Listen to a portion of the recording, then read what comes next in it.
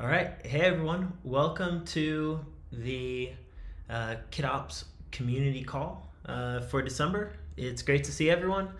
We've had an awesome year so far, and obviously it's coming to the end in the next few weeks, and we want to take some time to just kind of highlight what's been going on with the project since we kicked off, and then kind of throughout the year, because it's been a massive year for us. So first off, thank you for everyone who has came along with us on this journey. It's been very, very exciting. It's always cool to see the KitOps community growing. It's amazing to see all of the interaction, whether that's on Discord, creating content, having you guys come up and chat with us at a booth, or even doing a presentation. So thank you so much for that, and let's hop into it. All right, bear with me for a second while I get this presentation up.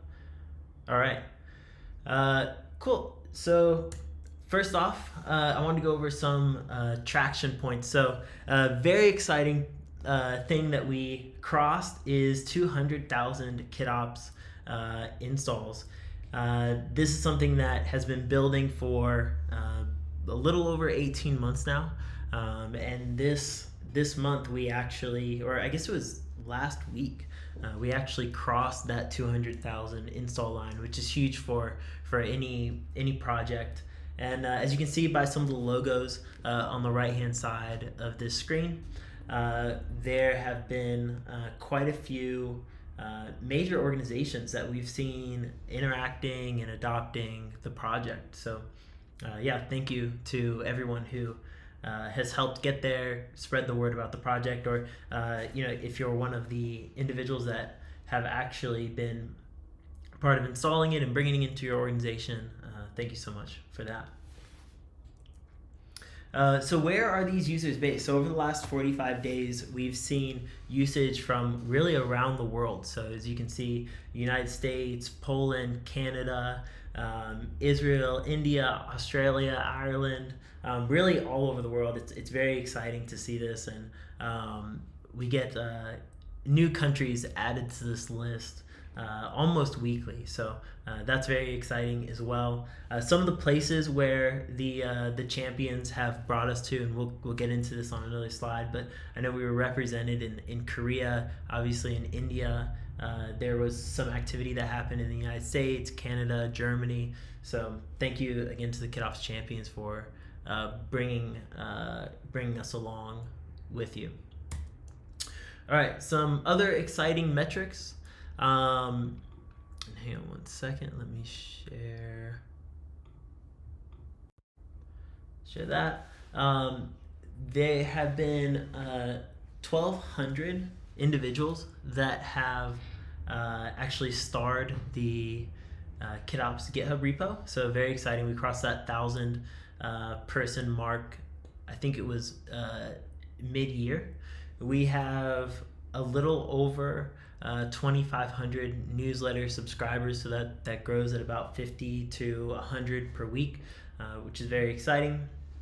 Another metric, this is a massive one, it's really cool to see, but there's around 140,000 visitors monthly on average right now to the KitOps website. That kind of fluctuates with seasonality, but that's a pretty impressive number, and it's cool to see the interest there. And then we're seeing 4,000, I said monthly, but it's actually weekly installs. So sorry about the typo on that one. As far as the champions program goes, we're up to 8 champions. I know I introduced a handful of them on a call, maybe it was in October, I believe, when we announced the program. But these are the champions. They're taking us around the world with them as they travel.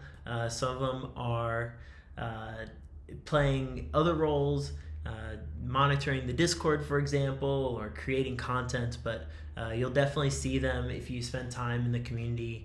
These individuals are very involved, and just a big shout out to them for taking the time to amplify the community, because it really can't scale without the help of engaged community members. So the champions are kind of the model citizens of an open source community. So big thank you to all of them. We wouldn't be here. We definitely wouldn't have crossed the 200,000 install mark without you. So thank you so much. It's very, very exciting to have you.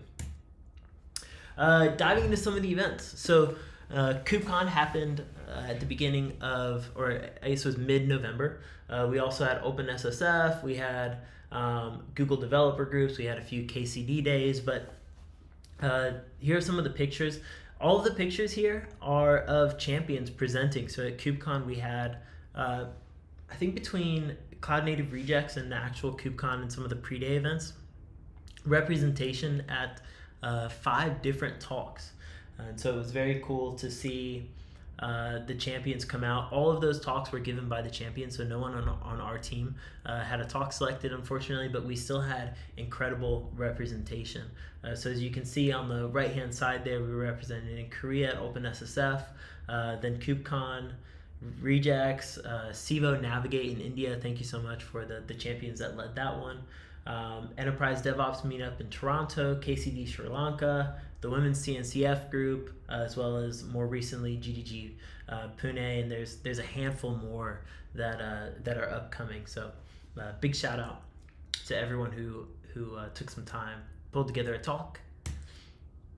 And then for this one, I will actually hand it over to Shivai. Shivai, if you want to cover this slide. Yeah, absolutely. So, one of the core aspects of building an open source community with GitOps is the fact that, and this is something that we have also covered a bunch of times in a lot of our live streams and a lot of the blogs that you'll find on GitOps, that as a platform, as a project, it is built in a way that it's not meant to replace your existing pipelines. And the great thing is that because it's built on complementary OCI technology, that means that you can actually leverage it with your existing set of DevOps tools. So whether it's CI/CD pipelines or it's observability, or even if it's like deployment with Kubernetes, you can use it in a complementary manner. So that is why a lot of the core focus for the community this year was to showcase either how you can use it with, for example, Dagger for CI/CD, or how you can do better experiment tracking for your machine learning projects with MLflow, or actually building some of the more tighter integrations with Kaito, with Kserve, because all of these will help you to whatever set of tools that you actually are using, whether it's just Kubeflow or Kserve, or you're building an entire end-to-end DevOps pipeline, all the way from SBOM generation to using Argo CD for your deployments, you can very easily fit GitOps. So what we'll recommend is that you can check out the core GitHub repository, but also the blog and our doc section, where you can find the list of all of the different integrations that we have. For some of them, we have tutorials, and for some of them, we have blogs.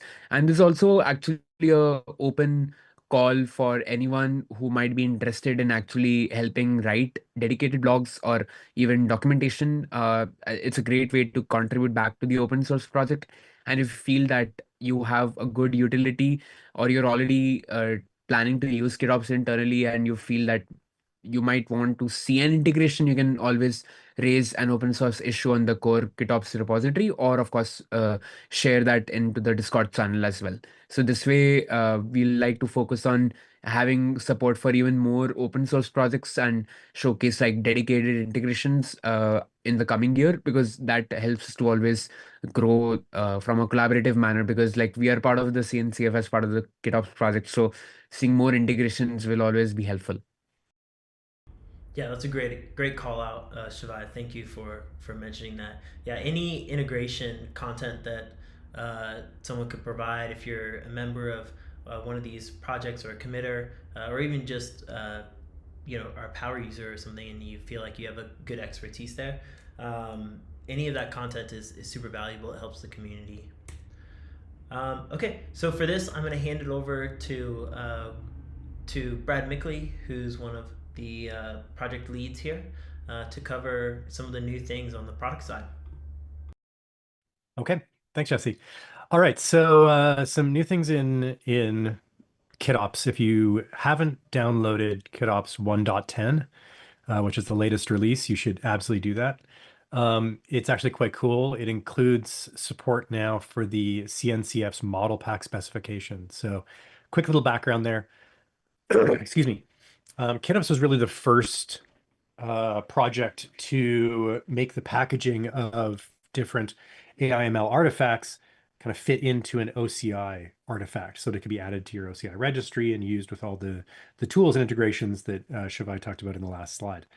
Um, the uh, the cool thing here is that we've also helped to create a model pack standard that is a specification that outlines how you can do this in a vendor neutral way. So KitOps was, of course, the first model pack specification has come next. That's its own repository, kind of like OCI is this kind of separate repository from an implementation like Docker, for example. But with version 1.10 of the KitOps CLI, you can now generate either a model pack, which is fully spec compliant, or a model kit, which of course is KitOps native packaging, which has a few more features. And using a model pack is super simple. You just do kit pack dot if you're of course in the current directory, and then dash dash use model pack, just like on the screen. Super simple. You don't have to do anything else. Once that's packed as a model pack, KitOps will actually just automatically handle it properly in the background. So you don't need to remember to use that flag every time or everywhere. It's just when you pack the artifact. So nice and simple. If you want to go to the next slide, Jesse. Just a couple little caveats with using model pack. If you pack a model pack using Kit today, we don't actually support the raw media type, which is outlined in the specification, and we don't support the ZSTD compression. In general, you probably don't really need either, but if you do, then you'll have to use something like modctl to pack your model pack instead. Right now, if you're attaching a kit file to the model pack so that you want to have maybe optionality to go from model kit to model pack and vice versa, we currently serialize that to JSON and attach it as an annotation to the manifest. So just kind of something to be aware of. If the artifact does not contain a kit file, your unpack will still work.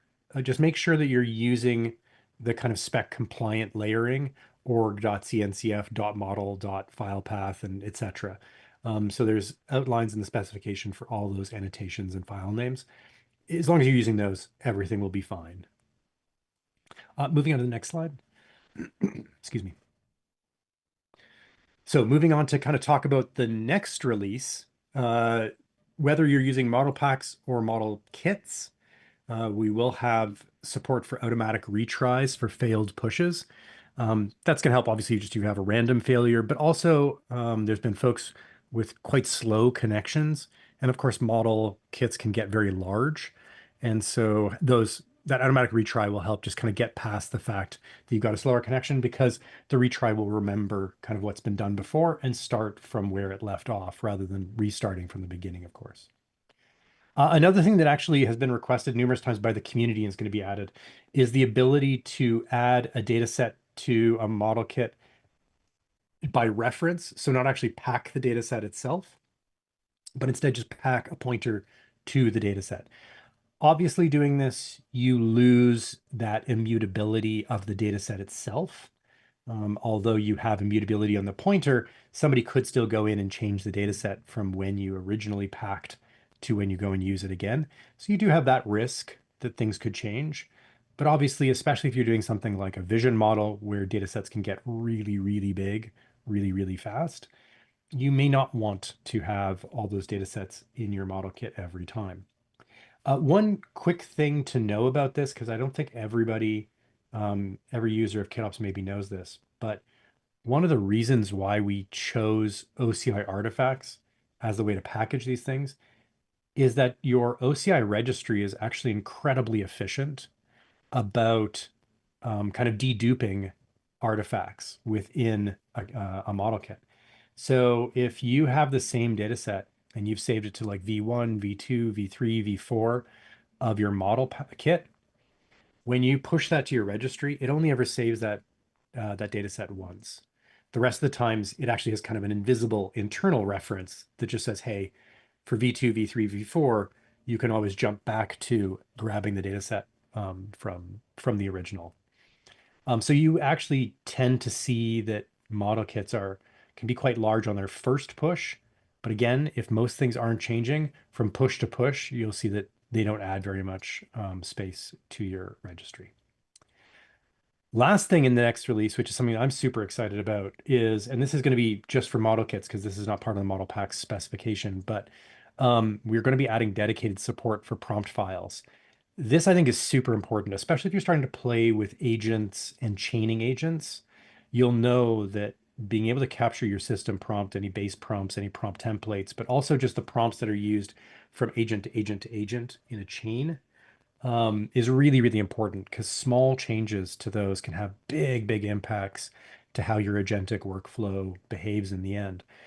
So being able to add those to your kit files along with everything else, along with your config for deployment, for example, just kind of helps you make sure that everything, literally everything that you need for your model or for your agent or for whatever AI application you're building is stored in an immutable, tracked way. So really looking forward to that. I think that's probably going to be v1.11, but we'll see. We're going to try and get that out, I think, in early January. So keep your eyes peeled. Awesome. Thank you, Brad. All right, and that brings us to the end of the call. Really quickly, Shivai, is there any questions in the chat? And let's give it a second because we do have a delay on this call for bandwidth purposes. Not yet. Sorry, Shivai? I think he said not yet. Okay. Yeah, I was saying not yet. We don't see any live questions as of now. All right, well, we can give everyone just a few more seconds. If you have a question, please drop it in the chat. Obviously, we're happy to answer it. If not, we're always in the Discord channel, so if you have a question there that's more appropriate, we're happy to jump in and answer it there.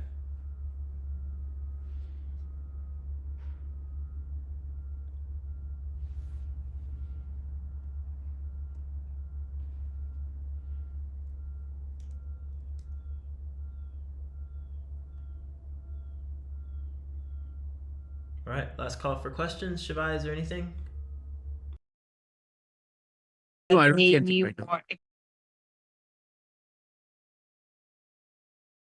now. Okay, well, in that case, thank you everyone for joining us today.